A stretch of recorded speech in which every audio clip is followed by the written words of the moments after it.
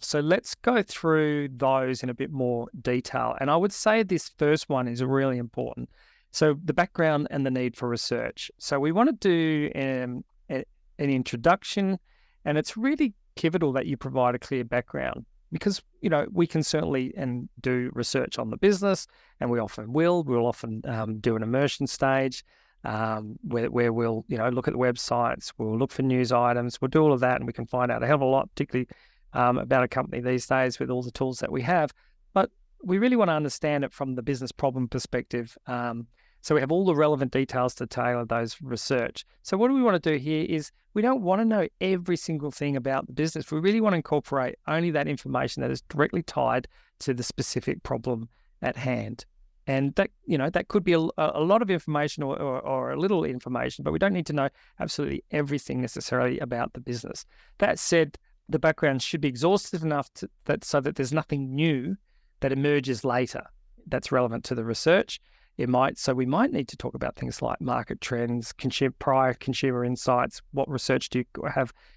Do you currently have? What decisions made in previous phases related to the issue, and getting that kind of a clear need for further research. So what are the gaps? So we've got this business problem. There may be some pieces of information, when I talk about research, I see it as just one slice of the pie in terms of the solution. Obviously, the business has a lot of knowledge, market knowledge, category knowledge, all those kinds of things. What we're trying to do is fill those gaps. So understanding that. So we would start with a brief introduction about the business and the category, succinct snapshot of the business, what category you're operating in. This is really beneficial to research agency.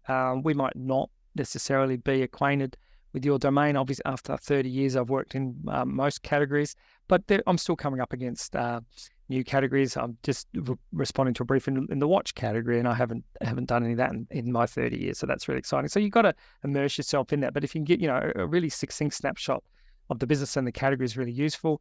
What's the maturity of the brand and the market, and who are the key competitors is really crucial as well. And then what's the trajectory of the business? Is it growing? Is it stable? Is it declining?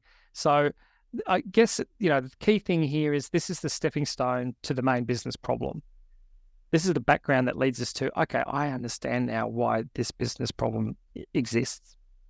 So it's that hint towards the reasons propelling the need for research. So, it's probably somewhere between too far and not far enough in terms of how much you put in there. But if you think it through and you do it succinctly, it's going to be really, really helpful.